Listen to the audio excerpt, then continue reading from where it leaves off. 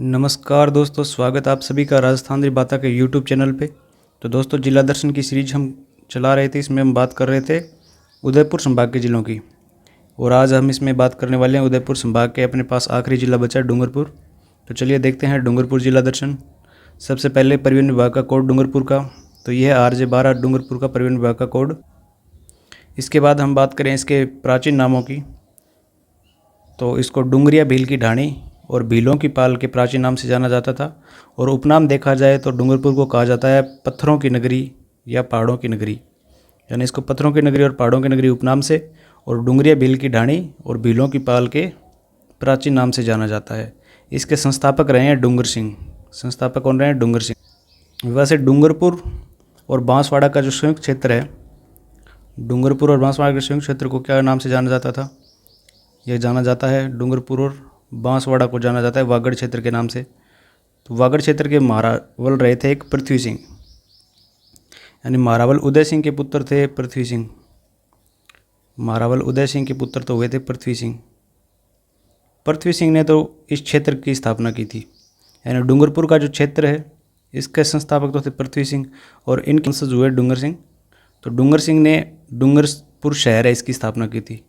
तो डूंगरपुर शहर के संस्थापक रहे हैं कौन? डूंगर सिंह। और डूंगरपुर क्षेत्र के संस्थापक थे पृथ्वी सिंह। और डूंगरपुर और बांसवाड़ा के संयुक्त क्षेत्र को किस नाम से जानते हैं? वागड़ क्षेत्र के नाम से। अब देख लेते हैं इसका वन्यजीव शुभंकर। तो जांगिल जो वन्यजीव है इसका शुभंकर है। तो ये है जांगिल पक्षी, इसका डूंगरपुर का वन्यजीव शुभंकर। अब बात कर लेते हैं डूंगरपुर की तहसीलों और उपखंडों की। तो वर्तमान में डूंगरपुर में कुल 13 तहसीलें हैं, जिसमें अपने डूंगरपुर, सागवाड़ा, साबला, आसपुर, दोवड़ा, गलियाकोट, सिमलवाड़ा, पालदेवल, चिखली, बिछीवाड़ी, जोथरीपाल, ओबरी और गामड़ी अहाड़ा, ये होगी इसकी 13 तहसीलें। अब बात करते हैं इसके उपखंडों की। तो इसमें 8 उपखंड है, डूंगरपुर, सागवाड़ा, आसपुर, बिछीवाड़ी, गलियाकोट, साबला, चिखली और सिमलवाड़ा, ये हो गए इसके 8 उपखंड। और 4 विधानसभा क्षेत्र डूंगरपुर जिले में आते हैं। तो एक है डूंगरपुर, सागवाड़ा, आसपुर और 84। अब बात करें इसकी स्थलीय सीमा की, तो गुजरात राज्य के साथ ही अपनी अंतर्राज्यीय सीमा साझा करता है। और डूंगरपुर जिले के अपने राजस्थान के जिलों में देखें तो उदयपुर, बांसवाड़ा, सलूम्बर और प्रतापगढ़, इन 4 जिलों के साथ ही अपने सीमा साझा करता है। अब बात कर लेते हैं इसके भौगोलिक परिदृश्य की। तो इसमें सबसे पहले हम देखते हैं डूंगरपुर की जलवायु। तो यहाँ पे अति आर्द्र प्रकार की जलवायु पाई जाती है। कोपेन के अनुसार यहाँ पे AW प्रकार की जलवायु पाई जाती है। तो कोपेन का जलवायु वर्गीकरण के अनुसार यहाँ पे AW प्रकार की जलवायु, जहाँ पे औसत वर्षा 80 से 90 सेंटीमीटर होती है। इसके बाद हम देखते हैं थोरनवेट का जलवायु वर्गीकरण। तो इसके अनुसार यहाँ पे CAW प्रकार की जलवायु पाई जाती है। तो थोरनवेट के अनुसार यहाँ पे CAW प्रकार की जलवायु पाई जाती है, जहाँ पे शुष्क व आर्द्र शुष्क जलवायु प्रदेश इसको माना गया है। अब देखते हैं त्रिवार्था का जलवायु वर्गीकरण। तो त्रिवार्था के अनुसार यहाँ पे AW प्रकार की जलवायु पाई जाती है, यानी उष्ण कटिबंधीय आर्द्र जलवायु प्रदेश त्रिवार्था के अनुसार यहाँ पे पाया जाता है। अब देखें कि कर्क रेखा राजस्थान के विस्तार के कारण यहाँ पे उष्ण कटिबंधीय व उपोष्ण कटिबंधीय जलवायु पाई जाती है, यानी जलवायु में डिफरेंट आ गया कर्क रेखा के गुजरने के कारण। राजस्थान में न्यूनतम तापांतर वाला जिला कौन सा है? डूंगरपुर। डूंगरपुर जिले का तापांतर कितना है? न्यूनतम वाष्पोत्सर्जन दर वाला जिला कौन सा होगा इसके कारण? डूंगरपुर। यानी तापांतर की दर न्यूनतम होगी तो वाष्पोत्सर्जन की दर भी न्यूनतम कहाँ की है? डूंगरपुर की। अब कर्क रेखा का स्थिति देखें, तो कर्क रेखा डूंगरपुर और बांसवाड़ा से गुजरती है। इसमें बांसवाड़ा के कुशलगढ़ तहसील के जिलों से होकर गुजरती है, और डूंगरपुर में चीखली गांव के दक्षिणी छोर से होकर ये गुजरती है। बांसवाड़ा में इसका क्षेत्र कितना है? 72.02 किलोमीटर, और डूंगरपुर में इसका क्षेत्र है 37.43 किलोमीटर। अब बात करें डूंगरपुर की मिट्टी की, तो डूंगरपुर जिले में सर्वाधिक लाल लोमी और लाल काली प्रकार के मृदा का विस्तार पाया जाता है। वैज्ञानिकों के वर्गीकरण के इस मृदा को कहा जाता है इनसेप्टी सॉइल। अब देखते हैं नदियाँ। तो यहाँ पे माही, इसकी सहायक नदियाँ सोम, जाखम और मोरा नदी का भाव क्षेत्र डूंगरपुर जिले में देखा जा सकता है। डूंगरपुर जिले में हम बात करें विस्तार से नदियों की, तो माही नदी और इसकी सहायक नदी कौन सी है? ईरू, एराव और जाखम का भाव क्षेत्र यहाँ पे है। अब देखते हैं माही नदी। तो इस नदी का उद्गम मध्य प्रदेश में, हम पीछे भी पढ़ चुके हैं बांसवाड़ा पढ़ते समय, अमरोरू की पहाड़ी मैनझील से होता है, और यह नदी बांसवाड़ा जिले के खांदू गांव से प्रवेश करती है। बांसवाड़ा, प्रतापगढ़, डूंगरपुर जिलों में बहने के पश्चात ये गुजरात में खंबात की खाड़ी में अपना जल गिरा देती है। माही नदी का भाव क्षेत्र बांसवाड़ा में किस नाम से जाना जाता है? छप्पन के मैदान के नाम से। और बांसवाड़ा प्रतापगढ़ की सीमा पर माही नदी का भाव क्षेत्र कांठल क्षेत्र के नाम से जाना जाता है। सोम नदी की बात करें तो सोम नदी का उद्गम उदयपुर ज़िले की बिछामेड़ा पहाड़ी यानी जिसे जहाँ पे जो बाबलवाड़ा के जंगल होते हैं, जिसको हम बिछामेड़ा की पहाड़ी के नाम से भी जानते हैं, कि वहाँ से होकर गुजरती है, वहाँ से उद्गम होता है इसका। उदयपुर में बहने के पश्चात ये डूंगरपुर ज़िले में बेणेश्वर धाम में माही नदी में मिल जाती है। तो यहाँ पे माही नदी में जाकर मिल जाती है, जहाँ पे इसका त्रिवेणी संगम भी बनता है। फिर इस नदी पर डूंगरपुर ज़िले में सोम कागदर बांध स्थित है। तो ये इंपॉर्टेंट बात हो जाती है कि सोम कागदर बांध कौन सी नदी पे है, सोम नदी पे। कौन से ज़िले में है, तो उदयपुर ज़िले में। फिर जाखम नदी की बात की जाए तो इस नदी का उद्गम प्रतापगढ़ जिले की कौन सी तहसील, छोटी सादड़ी तहसील से इसका उद्गम होता है। यहाँ पे भंवर माता की पहाड़ी से इसका उद्गम है। फिर प्रतापगढ़ उदयपुर में बहने के पश्चात डूंगरपुर जिले में ये माई नदी में मिल जाती है। और इस नदी पर प्रतापगढ़ जिले पर कौन सा बांध है, जाखम बांध। फिर बात करें बेणेश्वर धाम की, तो सोम, माही और जाखम नदियों के त्रिवेणी संगम पर कौन सा धाम है, डूंगरपुर का प्रसिद्ध बेणेश्वर धाम। और ये कौन से स्थान पर बनता है बेणेश्वर धाम त्रिवेणी संगम, ये नवा टापरा स्थान पर। नवा टापरा स्थान है डूंगरपुर का, वहाँ पे ये तीनों नदियों का संगम होता है। अब झीलों की बात भी कर लेते हैं। तो डूंगरपुर में मीठे पानी की झील है गैब सागर या एडवर्ड सागर झील भी उसे कहते हैं। इसका निर्माण करवाया गया था मारावल गोपीनाथ के द्वारा। इस झील के किनारे कालीबाई का स्मारक बना हुआ है। तो कालीबाई का स्मारक कौन सी झील के किनारे है, गैब सागर या एडवर्ड सागर झील के किनारे। इस झील की पाल पर गोवर्धन नाथ का मंदिर भी स्थित है। इस मंदिर का निर्माण किसने कराया, मारावल पुंजराज ने। अब नहर परियोजना की बात की जाए तो माई नदी पर विकसित की गई है भीखाबाई सागवाड़ नहर परियोजना। इसका निर्माण वर्ष 1977 में करवाया गया था। और सोम नदी पर विकसित परियोजना सोम कमला अम्बा नहर परियोजना डूंगरपुर जिले में स्थित है। तो ये भी क्वेश्चन कई बार पूछा जा चुका है। सोम कमला अम्बा नहर परियोजना कौन सी नदी पे है, तो ये सोम नदी पर विकसित की गई है। कौन से ज़िले में, डूंगरपुर ज़िले में। अब उद्योगों की बात करें तो रमकड़ा उद्योग यहाँ का प्रमुख केंद्र है। और इसका प्रमुख केंद्र कौन सी स्थान है, गलियाकोट में। तो गलियाकोट का रमकड़ा उद्योग केंद्र डूंगरपुर का प्रसिद्ध है। यहाँ खनिजों की बात की जाए तो संगमरमर के उत्पादन के लिए डूंगरपुर प्रसिद्ध है। और यहाँ पे फेल्स पार की प्रसिद्ध खाने मांडो की पाल डूंगरपुर में स्थित है। तो फेल्स पार की प्रसिद्ध खाने में ये भी क्वेश्चन पूछा जाता है, मांडो की पाल में फेल्स पार की प्रसिद्ध खाना डूंगरपुर में स्थित है। कृषि की बात की जाए तो यहाँ पे छोटा बाजरा उत्पादन में डूंगरपुर जिले का अपने राज्य में अग्रणी स्थान है। राज्य के दक्षिणी भाग यानी डूंगरपुर और बांसवाड़ा में आदिवासियों द्वारा स्थानांतरित कृषि की जाती है, जिसमें भीलों की, झूमिया व ग्रासिया जनजाति में इसको वालरा कहा जाता है। तो ये भी क्वेश्चन कई बार पूछा जा चुका है। झूमिंग खेती और वालरा क्या है, ऑप्शन दे के पूछ लिया जाता है, कृषि है या फिर और ऑप्शन दिए जाते हैं। तो इसमें राइट आंसर कृषि होता है। झूमिंग खेती कहते हैं भीलों की कृषि को, जो स्थानांतरित कृषि है। और ग्रासिया जनजाति की जो स्थानांतरित कृषि उसको कहते हैं वालरा। अब राजस्थान में स्थानांतरित कृषि, जिसको अंग्रेजी में स्लेश बर्न के नाम से जानते हैं, को मुख्य रूप से वालरा कहा जाता है। पूरे राजस्थान में देखा जाए तो इसको वालरा के नाम से जानते हैं। भीलों द्वारा पहाड़ी क्षेत्रों पर की जाने वाली स्थानांतरित कृषि को चिमाता कहते हैं। अब जनजातियों की कृषियों के अलग अलग नाम है, ये याद कर लेना आप। भीलों के द्वारा जो स्थानांतरित कृषि की जाती है उसको चिमाता के नाम से जान जाते हैं। और मैदानी भाग पर की जाने वाली स्थानांतरित कृषि को क्या कहा जाता है, दजिया। यानी पहाड़ी क्षेत्रों पर जो भील कृषि करते हैं स्थानांतरित कृषि, उसको तो कहते हैं चिमाता। और जो भील अपने मैदानी भागों में स्थानांतरित कृषि करते हैं उसको कहते हैं दजिया।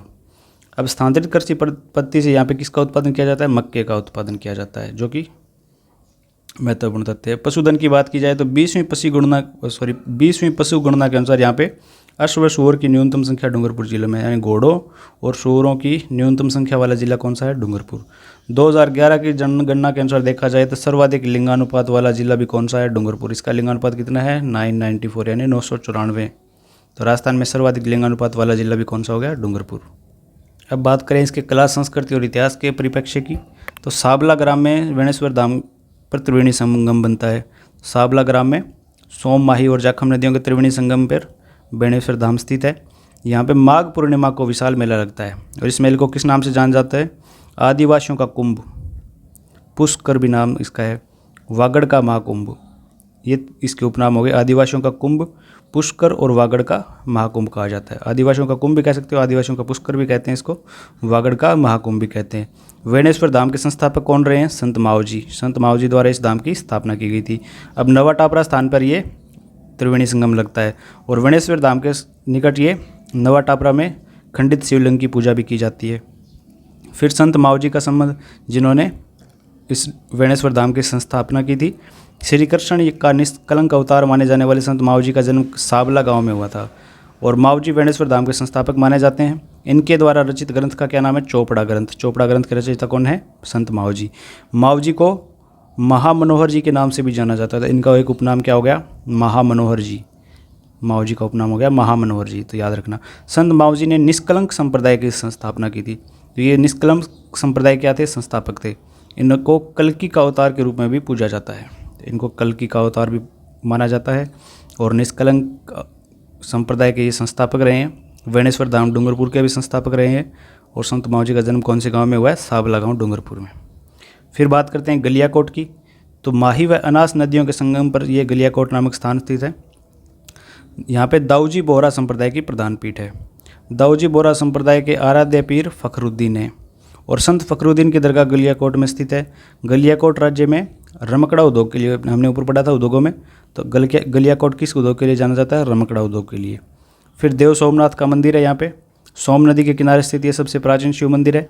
इस मंदिर का निर्माण किसी भी तरह, यानी कि इसके निर्माण में किसी भी तरह के चूना या सीमेंट का प्रयोग नहीं किया गया। ऐसा बताया जाता है कि इसमें चूना या फिर सीमेंट के प्रयोग बिल्कुल भी नहीं किया गया है। अब बात करते हैं गौरीबाई की। तो इनका संबंध कहाँ से है? डूंगरपुर से। इनका मंदिर भी कहाँ पे है? डूंगरपुर में स्थित है। गौरीबाई को वागड़ की मीरा के उपनाम से जाना जाता है। तो वागड़ की मीरा काफ़ी बार पूछा जाता है। और इस मंदिर को, इनके जो मंदिर है, इसको बाल मुकुंद मंदिर के उपनाम से भी जाना जाता है। इस मंदिर का निर्माण करवाया गया था महारावल शिव सिंह के द्वारा। फिर जूना महल स्थित है। महारावल वीर सिंह द्वारा निर्मित ये 5 मंजिला महल है। ये आप देख सकते हो 5 मंजिला महल है। महारावल वीर सिंह के द्वारा इसका निर्माण करवाया गया था। फिर एक थंबिया महल भी स्थित है यहाँ पे। महारावल शिव सिंह ने अपनी राजमाता ज्ञानेश्वरी की स्मृति में ज्ञानेश्वर शिवालय के रूप में इसका निर्माण करवाया था और ये 3 मंजिला है। तो देख सकते हो आप 1, 2 और ये 3 मंजिला महल है। एक थंबिया महल कहाँ पे? डूंगरपुर में। महारावल शिव सिंह के द्वारा निर्माण करवाया गया। फिर गोवर्धन नाथ का मंदिर है गैब सागर झील के किनारे। डूंगरपुर जिले के प्रसिद्ध मेले और त्योहारों की बात करें तो 11 का रेवाड़ी मेला, छेला बाऊजी का मेला और कंडामार होली कहाँ की है? डूंगरपुर की। वागड़ महोत्सव राजस्थान सरकार द्वारा प्रतिवर्ष आयोजित किया जाता है कार्तिक शुक्ल एकादशी को। तो वागड़ महोत्सव कहाँ आयोजित किया जाता है? डूंगरपुर में। फिर डामोर जनजाति यहाँ की मुख्यतः जनजाति पाई जाती है डूंगरपुर में। डूंगरपुर जिले की सिमलवाड़ा पंचायत में जनजाति निवास करती है। डामोर जनजाति के गांव फला कहलाते हैं और जनजाति के मुखिया को मुखी कहा जाता है। इस जनजाति में बहुपत्नी विवाह पद्धति का प्रचलन है, यानी एक व्यक्ति कई महिलाओं के साथ विवाह कर सकता है, तो बहुपत्नी विवाह प्रचलित है यहाँ पे। इस जनजाति का प्रमुख व्यवसाय कृषि और पशुपालन का ही है। डामोर जनजाति के पुरुष भी स्त्रियों के समान गहने पहनते हैं, यानी पुरुषों में भी स्त्रियों के समान गहने पहनने की रिवाज है।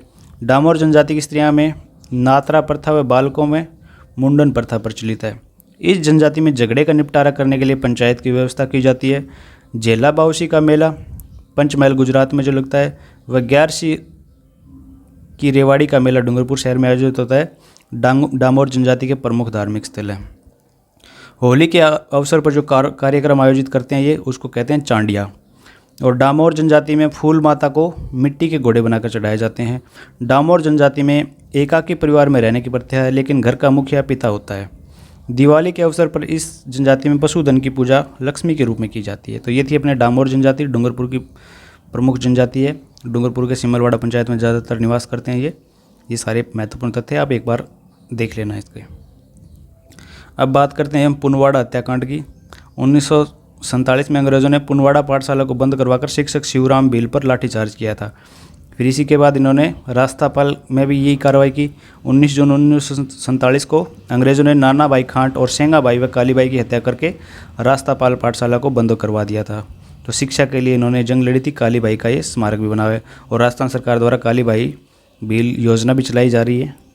आप कमेंट में बताना कितना जानते हो आप उस योजना के बारे में।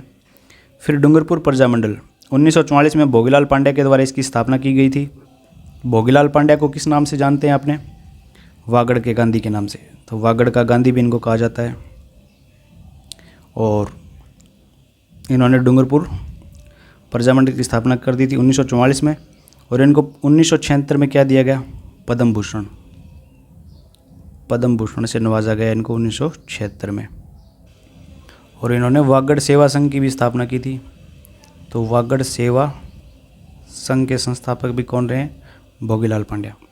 तो 1944 में इन्होंने डूंगरपुर प्रजामंडल की स्थापना की थी। इनको वागड़ का गांधी भी कहते हैं। 1976 में इनको पद्म भूषण दिया गया और वागड़ सेवा संघ के भी संस्थापक रहे हैं। अब बात करते हैं नवलखा बावड़ी की। तो आसकरण की रानी प्रेमला देवी द्वारा निर्मित ये बावड़ी कहाँ पे स्थित है? डूंगरपुर में। नवलखा बावड़ी अब कुछ महत्वपूर्ण तथ्य बात कर लेते हैं, करंट से जो रिलेटेड तथ्य है। आदिवासी महिला सहकारी मिनी बैंक, तो ये है बरदुनिया गांव में भारत का प्रथम जनजातीय महिला बैंक बनाया गया है डूंगरपुर में। आदिवासी महिला मिनी सहकारी बैंक बरदुनिया गांव है डूंगरपुर का, वहाँ पे स्थित है। बालक तीरंदाजी अकादमी, ये भी कहाँ पे स्थित है? डूंगरपुर में। वागड़ का गांधी भोगीलाल पांड्या को कहा जाता है, और वागड़ सेवा मंदिर या वागड़ सेवा संघ की स्थापना इन्होंने की थी।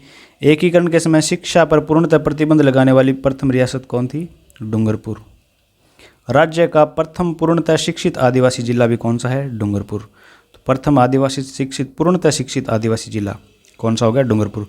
गौरीबाई, डूंगरपुर में इनका जन्म हुआ, इन्हें वागड़ की मीरा के नाम से जाना जाता है, और इनका प्रसिद्ध ग्रंथ कौन सा है? कीर्तिमाला।